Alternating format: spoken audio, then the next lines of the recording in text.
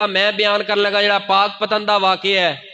ठीक है, बाप नूं बिल्कुल उन्हें गलत किया, बिल्कुल गलत किया, लेकिन ये अंदर सब नालों वड्डा किरदार इस ना फरमान औलाद नूं बनाने अंदर पता किहदा सीगा?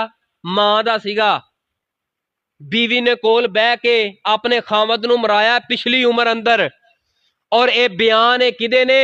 ओदे बेटे दे बयान है मारन वाले दे, कि पिछली उम्र हो गई है, मां खुला पी लेंदी है, डुब मरन दा मुकाम निगा, दोते पोते पड़पोते हो गए ने, ते ए बेबे कबर दे अंदर लत्तां कबर अंदर पहुंच चुकी है, खुला पी लेंदी है खामद दे कोलों।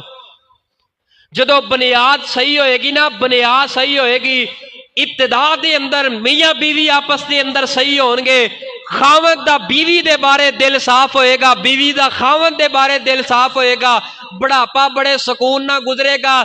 जदों कोई जवान पुत्र बाप दे गले नूं पकड़ेगा, की जुर्रत है उस औलाद दी, मां उठ के गले ना पै जाए, गल पै जाए, खबरदार अगर बाप दा गला फड़ना है, मेरी लाश तो नंग के बाप दी बेइज्जती कर।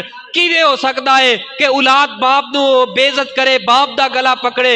इस बाप दी नाफरमानी और बेइज्जती करवार अंदर सब तो बड़ा किरदार इस खावत दी बीवी दा, इस बच्चे दी मां दा किरदार है। खुदारा खुदारा खुदारा, जदों औलादा जवान हो जान, मेरी मां मेरी भैन जी अपने रवैये चेंज कर। जवान औलाद होए, मां गाला दे दी होए, खामद अपने नूं जवान औलाद दे सामने, वो औलाद उस बाप दी इज्जत करेगी?